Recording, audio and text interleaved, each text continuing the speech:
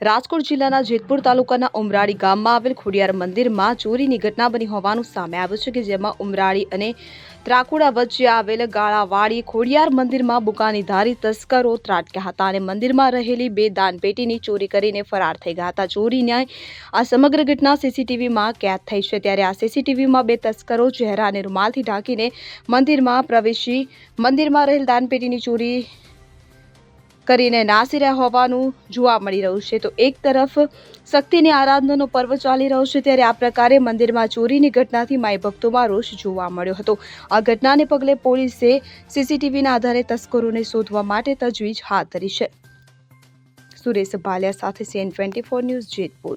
હવે જુઓ દેશ દુનિયાની તમામ ખબરો તમારી આંગળીના ટેરવે। ઉઠાવો મોબાઈલ અને ગૂગલ પ્લે સ્ટોર પરથી ડાઉનલોડ કરો અમારી CN24 ન્યૂઝ મોબાઈલ એપ।